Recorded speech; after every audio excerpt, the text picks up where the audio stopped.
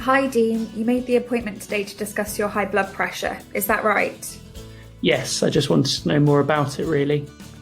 Okay, well why don't we start with you telling me what you already know about high blood pressure? Not much, to be honest. I know that my friend has it and takes tablets for it. Okay, do you have any worries or concerns about having high blood pressure? I suppose I'm a bit worried about taking tablets every day, as I can be forgetful about that sort of thing. I can understand that taking tablets regularly can be challenging, and we can talk about ways to manage that when you're considering which treatment to go for. What I'll do first is start by explaining what blood pressure is and then talk about what happens when it's raised. Does that sound okay? Yeah, that would be useful.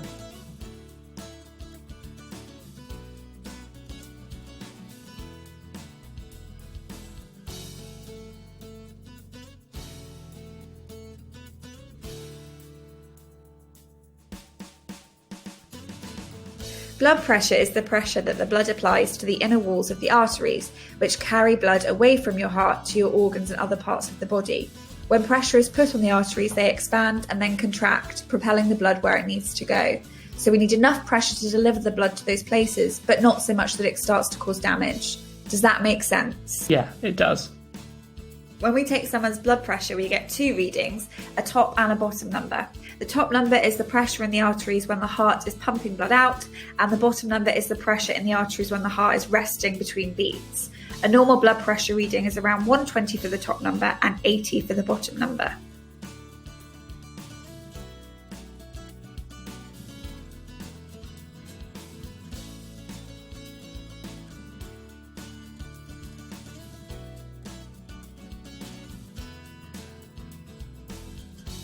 High blood pressure, also known as hypertension, is when the blood pressure in the arteries is persistently raised. This may be because the arteries have become stiff, and so the blood is having to work harder to push them outwards. You can think of it like a really stiff hose pipe with the water struggling to get through, and so the pressure goes up. Sometimes the heart is pumping out more blood than normal, which means there's more blood in the arteries to push them outwards, leading to increased pressure on their walls. You can think of this like too much water in the hose pipe, which is pushing and bulging the hose pipe out. Am I making sense so far? Yeah, you're saying that the pressure in my arteries has gone up, which is either because my arteries are stiff or because my heart's working harder. Yes, exactly.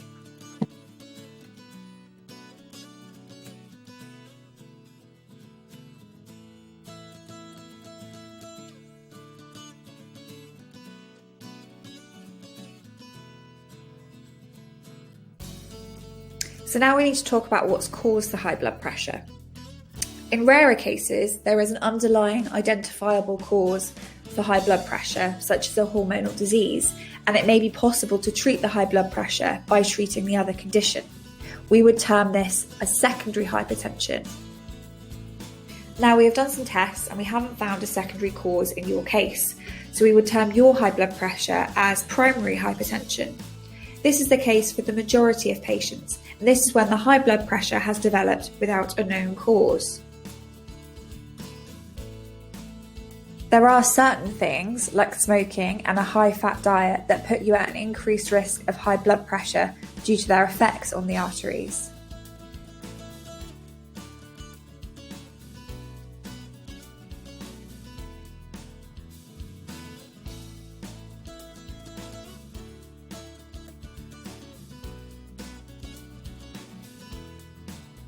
There are certain problems and complications that can occur if we leave your high blood pressure untreated. Sustained high blood pressure can put an increased strain on the heart and your arteries. This increases the risk of heart failure, heart attack, stroke, and kidney failure.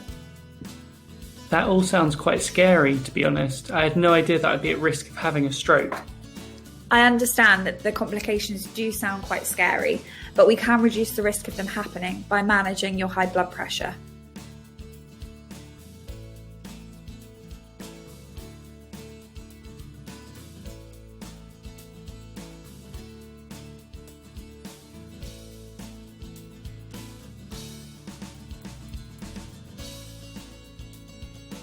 There are a few options to managing your blood pressure. You may decide to do nothing and revisit treatment at a later date. There are some lifestyle factors that we can advise you on, such as a specific diet called the Dietary Approaches to Stop Hypertension, or DASH diet, which you may have heard of before as the Mediterranean diet. Finally, there are medication options to help lower your blood pressure as well. I know you mentioned that you were worried about having to take a tablet every day, and this is one of the downsides. However, there are now mobile apps that remind you to take tablets, as well as things like daily pill boxes so you can track when you take them. Is that something you'd be interested in? That sounds useful, to be honest. As long as I get a reminder, I should probably be okay to take them. I think I need to go away and have a think about it all, but I'm probably leaning more towards the medication option, as I'm not confident about changing my diet just yet.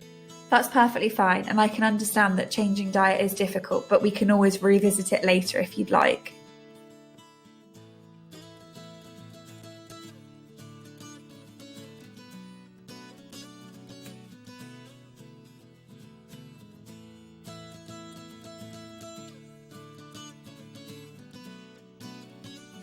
I'll give you some information on the various treatment options we've discussed. Do you have any more questions for me now? No, I don't think so. Okay, well, if you need anything else, we can discuss it at your next appointment. Take care, Dean.